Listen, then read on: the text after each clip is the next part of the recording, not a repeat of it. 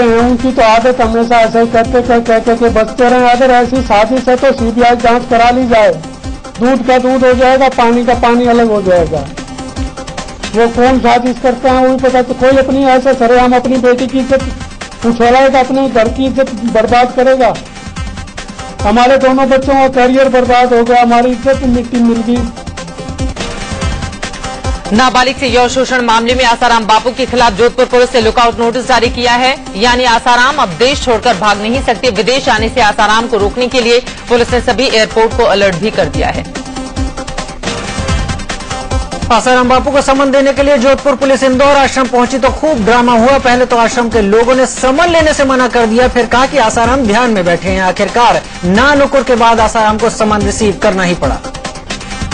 अनुसंधान के लिए नोटिस दिया गया था, सर्व कराया है उपस्थिति के लिए कि भी आप अनुसंधान के लिए उपस्थित आयोग के समक्ष हो। तो इनका नोटिस आज हमने तामील करा दिया। कब तक समय सीमा आपने दी है उनको? समय सीमा 30 तारीख।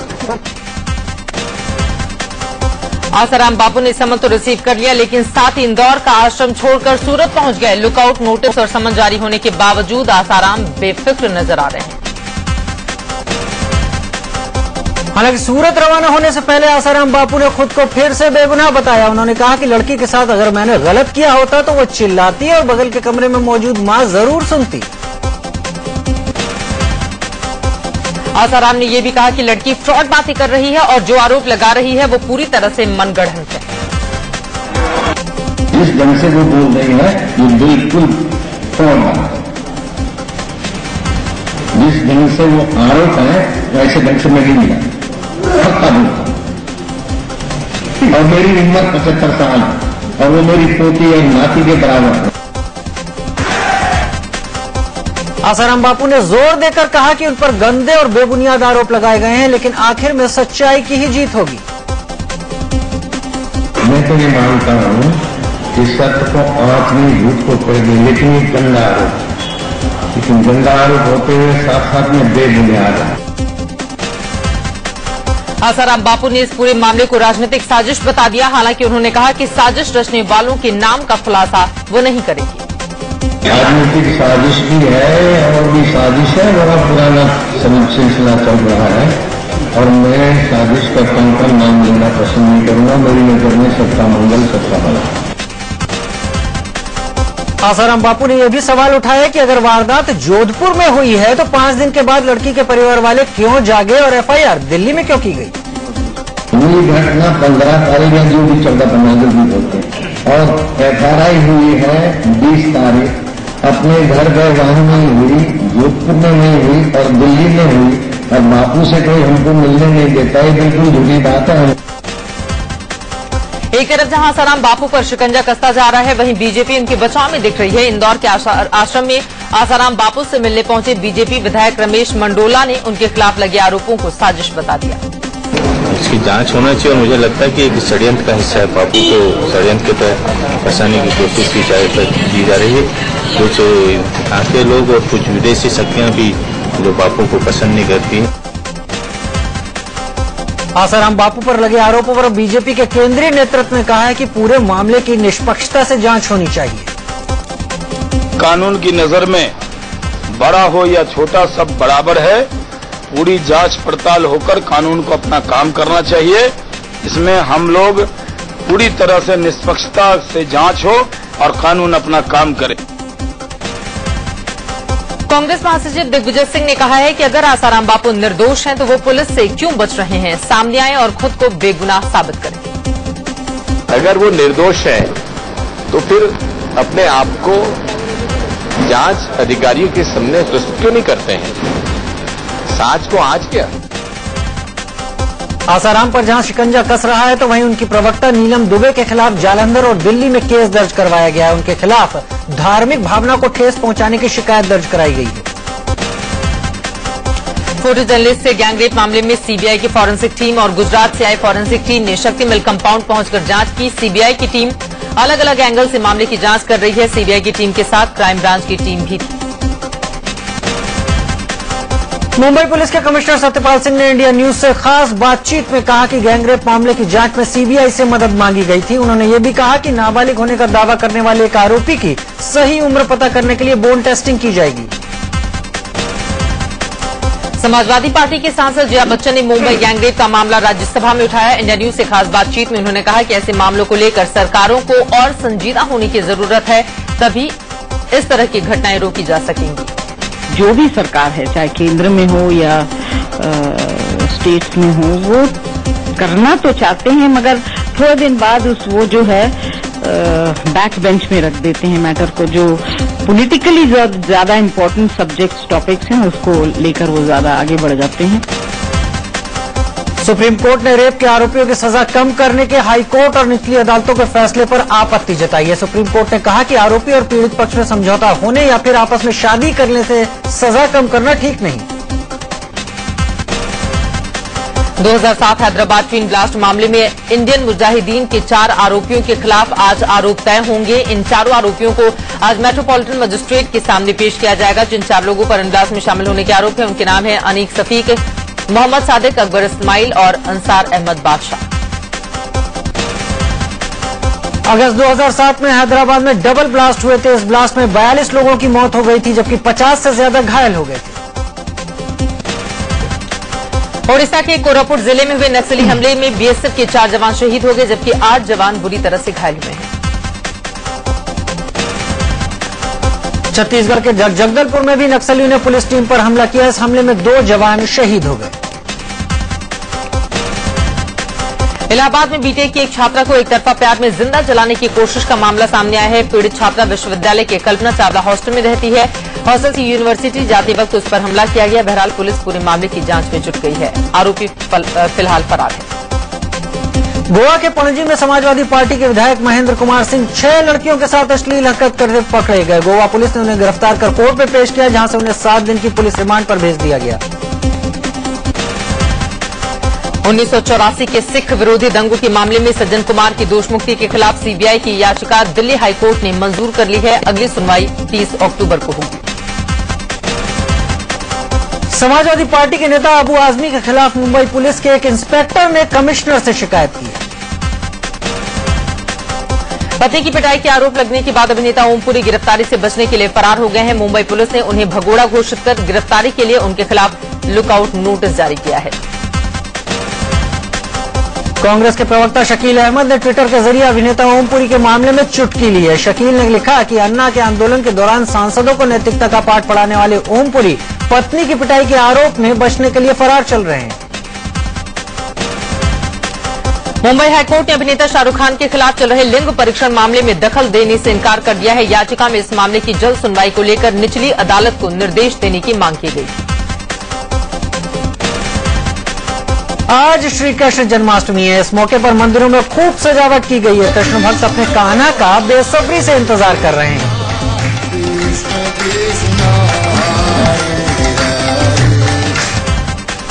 और वहीं मुंबई में दही हांडी फोड़ने की आखिरी प्रैक्टिस जारी है। यहां गुरुवार यानी कि कल दही हांडी महोत्सव मनाया जाएगा। मुंबई में दही हांडी उत्सव मनोरंजन के साथ साथ शक्ति प्रदर्शन का साधन भी है। 84 कोसी परिक्रमा के दौरान वीएचपी नेताओं की गिरफ्तारी पर यूपी सरकार ने माना कि सरकार से गलती हुई है। अशोक सिंघल, प्रवीण तोगड़िया की गिरफ्तारी को लेकर इलाहाबाद हाई कोर्ट की बेंच ने यूपी सरकार से जवाब मांगा था। हाईकोर्ट के आदेश के बाद विश्व हिंदू परिषद के महामंत्री प्रवीण तोगड़िया को भी रिहा कर दिया गया। एटा जेल से रिहा किए जाने के बाद तोगड़िया यूपी सरकार पर जमकर बरसे।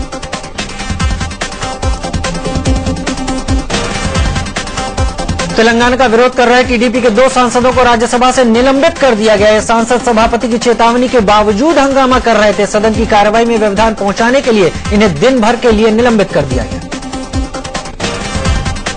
यूपी सरकार में कैबिनेट मंत्री आजम खान स्वास्थ्य विभाग से नाराज हैं। आजम ने मुख्यमंत्री अखिलेश यादव को एक पत्र लिखकर अपनी नाराजगी जाहिर की है। दरअसल लखनऊ मेडिकल कॉलेज में डॉक्टरों की लापरवाही से एक बच्ची की मौत से आजम खान नाराज हैं। विकास यात्रा पर निकले छत्तीसगढ़ के मुख्यमंत्री रमन सिंह ने कई इलाकों में जनसभाएं की। इस मौके पर उनके साथ राज्यसभा में विपक्ष के नेता अरुण जेटली भी मौजूद थे। जेटली ने कहा कि रमन सरकार ने छत्तीसगढ़ में विकास के कई काम किए हैं। छत्तीसगढ़ कांग्रेस के प्रदेश अध्यक्ष चरणदास महंत ने सीएम रमन सिंह पर हमला बोलते हुए कहा कि वो विकास नहीं बल्कि विनाश यात्रा निकाल रहे हैं। ऑस्ट्रेलिया के क्वींसलैंड प्रांत के डिप्टी प्रीमियर जेफरी सोनसिनी की अगुवाई में एक डेलीगेशन ने गुजरात के मुख्यमंत्री नरेंद्र मोदी से मुलाकात की। इस दौरान दोनों राज्यों के बीच कई अहम समझौतों पर बातचीत हुई। जल लोकपाल को लेकर किए गए केंद्र सरकार के वायदे पर अब तक अमल न होने से टीमन्ना एक बार फिर आंदोलन के मूड में है। सरकार को उसका वादा याद दिलाने के लिए इंडिया अगेंस्ट करप्शन ने राजघाट से लाल किले तक मार्च निकाला। दिल्ली के नारायणा में इंदिरा कैंप में आ रहा गंदा पानी पीने से एक महिला की मौत हो गई, जबकि 50 से ज्यादा लोग बीमार हो गए। दिल्ली के नारायणा में गंदे पानी की सप्लाई और प्याज के आसमान छूती कीमतों की गूंज दिल्ली विधानसभा के मानसून सत्र में भी सुनाई दी।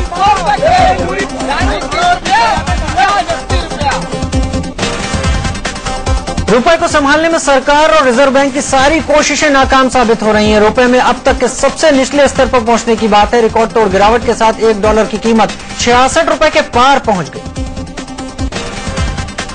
अगस्त महीने में रुपया पस्त होता जा रहा है। 6 अगस्त को $1 की कीमत 61 रुपए 54 पैसे थी। करीब 3 हफ्ते बीतने के बाद 27 अगस्त आते आते रुपया 66 के आंकड़े को पार कर चुका है। डॉलर के मुकाबले रुपया दिनों दिन गिर रहा है, लेकिन केंद्रीय वित्त मंत्री पी चिदम्बरम ने भरोसा दिलाया है कि रुपया फिर से सुधर जाएगा।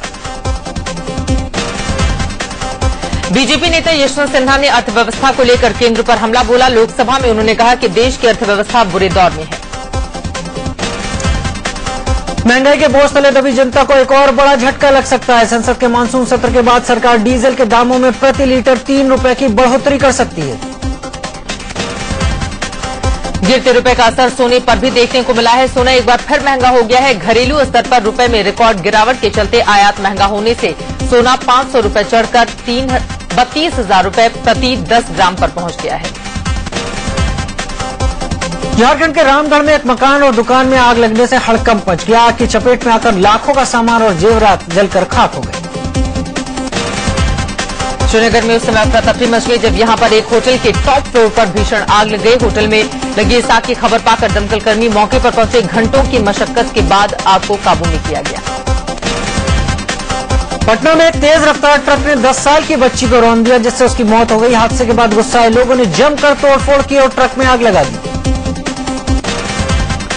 झारखंड के धनबाद में जमीन अधिग्रहण के बदले मुआवजे और नौकरी की मांग को लेकर गुस्साए लोगों ने एक निजी कंपनी में जमकर तोड़फोड़ की। नोएडा के सोरखा गांव में अवैध कॉलोनी के खिलाफ कार्रवाई करने गई पुलिस टीम पर लोगों ने हमला बोल दिया। पुलिस की एक गाड़ी को आग के हवाले कर दिया गया। पुलिस के आते ही लाठी डंडों से लैस गांव वाले मरो मारो पर उतर आए। पुलिस पर ईंट और पत्थरों से हमला बोला गया। असम के गोलपाड़ा जिले में बोडो समुदाय के हजारों लोगों ने डिप्टी कमिश्नर के ऑफिस का घेराव कर जोरदार विरोध प्रदर्शन किया। ये लोग गैर बोडो इलाकों को अलग करने की मांग कर रहे हैं। बिहार के दानापुर में रविवार को हुए नाव हादसे में मारी गई एक महिला का शव मिलने के बाद लोगों ने प्रशासन पर संवेदनहीनता का आरोप लगाया है। नाराज लोगों ने महिला का शव सड़क पर रखकर मुआवजे की मांग की। पटना में ऊर्जा विभाग में इंजीनियरों की बहाली को लेकर बीटेक इंजीनियर और डिप्लोमा इंजीनियरों ने जमकर प्रदर्शन किया। पश्चिम बंगाल के वर्धमान जिले में हुए एक बस के पलट जाने से 7 यात्रियों की मौत हो गई, जबकि 45 यात्री जख्मी हुए हैं। इलाहाबाद में गंगा और यमुना आए उफान के चलते आई बाढ़ ने 30 साल का रिकॉर्ड तोड़ दिया है। शहर के 1/3 लोग घरों में कैद होकर रह गए हैं। तबाही का अंदाजा आप इसी से लगा सकते हैं कि गंगा और यमुना का पानी पौष इलाकों में घुस गया है। आलीशान मकान पानी में पूरी तरह से डूब चुके हैं। गंगा का बढ़ता जलस्तर बलिया में भी मुसीबत बना हुआ है। जिले के 200 से ज्यादा गांव बाढ़ की चपेट में हैं। वाराणसी में गंगा का रौद्र रूप जारी है। पहले से कुदरत का कहर झेल रहे लोगों पर अब प्रशासन की बदइंतजामी भारी पड़ रही है। बिहार की राजधानी पटना में गंगा के बढ़ते जलस्तर को देखते हुए अलर्ट जारी किया गया है। यहां गंगा खतरे के निशान से 84 सेंटीमीटर ऊपर बह रही है। पटना में आरजेडी नेताओं ने डीएम ऑफिस का घेराव कर जमकर नारेबाजी की। आरजेडी ने राज्य सरकार और प्रशासन पर बाढ़ पीड़ितों तक मदद नहीं पहुंचाने का आरोप लगाया। दिल्ली की रोहिणी कोर्ट ने एक युवक के हत्यारे 2 सगे भाइयों को मौत की सजा सुनाई है, जबकि 4 को उम्र कैद। यूपी के वाराणसी में 5 लोगों के पेट से 10 किलो सोना मिला है। इन 5 लोगों को वाराणसी इंटरनेशनल एयरपोर्ट पर कस्टम अधिकारियों ने पकड़ा। ये लोग दुबई से आ रहे थे। यूपी के कन्नौज में बैंक खाता खुलवाने को लेकर बवाल खड़ा हो गया। देखते ही देखते पूरे कस्बे में आगजनी और पथराव होने लगा। के जनकपुर इलाके में एक महिला के अपहरण की कोशिश तो नाकाम हो गई, लेकिन इसके बाद हुए हंगामे ने दिल्ली पुलिस की नाक में दम कर दिया। लोगों ने कई बसों में जमकर तोड़फोड़ की। राजस्थान के भरतपुर के मेवात इलाके में पुलिस ने भारी मात्रा में अवैध विस्फोटक बरामद किए हैं। पुलिस के मुताबिक इन विस्फोटकों का इस्तेमाल खनन माफिया अवैध खनन के लिए करने वाले थे। यूपी के सुनौली बॉर्डर से 9 संदिग्ध पाकिस्तानी नागरिक को गिरफ्तार किया गया है। ये सभी नेपाल के रास्ते भारत आ रहे थे। मुंबई पुलिस ने कल्याण इलाके में जाली नोट छापने वाले गिरोह का पर्दाफाश करते हुए 2 लोगों को गिरफ्तार किया है। गाजियाबाद के इंदिरापुरम इलाके में बेखौफ बदमाशों ने एक विदेशी महिला के साथ लूटपाट की। बदमाश महिला का रुपयों से भरा पर्स और मोबाइल लेकर फरार हो गए। पटना में पुलिस ने तमंचा फैक्ट्री का पर्दाफाश किया है। पुलिस ने फैक्ट्री चलाने वाले 4 लोगों को गिरफ्तार कर लिया। राजस्थान के सूरतगढ़ के नगरपालिका में काम करने वाले एक बाबू के पास से करोड़ों की संपत्ति बरामद की गई है। दिल्ली के जामा मस्जिद इलाके में एक बेकाबू डंपर ने एक कार को जोरदार टक्कर मार दी। हादसे में कार में सवार 2 लोग गंभीर रूप से जख्मी हो गए।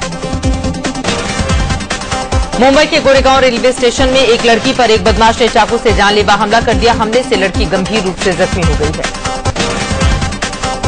आतंकी हमले की धमकी को देखते हुए मुरादाबाद रेलवे प्रशासन पर अलर्ट जारी किया गया। रेलवे स्टेशन की सुरक्षा बढ़ा दी गई। झारखंड के सिमडेगा में एक महिला और उसकी बेटी को अंधविश्वास की बलि चढ़ा दिया गया। यहां भेड़ीगोदर गांव के लोगों पर आरोप है कि उन्होंने एक महिला और उसकी बेटी को डायन बताकर दोनों की गर्दन काटकर हत्या कर दी। बिहार के गया में मगध मेडिकल कॉलेज में जूनियर डॉक्टरों की हड़ताल के चलते इलाज न मिलने से एक महिला की मौत हो गई। हरियाणा के यमुनानगर और आसपास के इलाकों में पिछले कई दिनों से कच्चा बनियान गिरोह ने आतंक मचा रखा है। इस गिरोह के सदस्य पर्चे फेंक कर लूटपाट करते हैं। कई मामले सामने आने के बाद पुलिस ने अब तक कोई कदम नहीं उठाया है। बस्ती में कुछ सरकारी कर्मचारी सर्व शिक्षा अभियान को पलीता लगाने में लगे हुए हैं। यहाँ स्कूल की किताबें बच्चों को बांटे जाने की बजाय कबाड़ियों को बेची जा रही हैं। कानपुर का एक छात्र बिना पेपर दिए ही इंटर की परीक्षा में पास हो गया है। इस लड़के ने हिंदी का पेपर बीमार होने की वजह से छोड़ दिया था, लेकिन जब रिजल्ट आया तो उसे बिना पेपर दिए ही पास कर दिया गया था। असम के नगांव में सेना ने छात्रों के लिए हथियारों की प्रदर्शनी लगाई। प्रदर्शनी को लेकर उत्साहित सैकड़ों छात्रों ने इस आयोजन में हिस्सा लिया। यूपी के हमीरपुर में महिलाओं का दंगल देखने को मिला है। बुंदेलखंड में कजली त्योहार के मौके पर युद्ध प्रदर्शन करने की परंपरा है। इसी परंपरा के तहत महिलाएं भी दांव पेंच आजमाती नजर आती हैं। मर्सिडीज की नई GL class SUV made in India हो गई है। कंपनी ने लग्जरी SUV सेगमेंट में अपनी पकड़ मजबूत करने के लिए इसे पुणे में ही बनाना शुरू कर दिया है। पोलैंड में तीरंदाजी की विश्व कप प्रतियोगिता में गोल्ड मेडल जीत कर लौटी भारतीय टीम के स्वागत के लिए एयरपोर्ट पर कोई अधिकारी मौजूद नहीं था। दीपिका कुमारी, बोम्बाइला देवी और रिमिल बरूली जब दिल्ली एयरपोर्ट पहुंची तो कोई भी खेल अधिकारी उनकी अगवानी के लिए नहीं पहुंचा।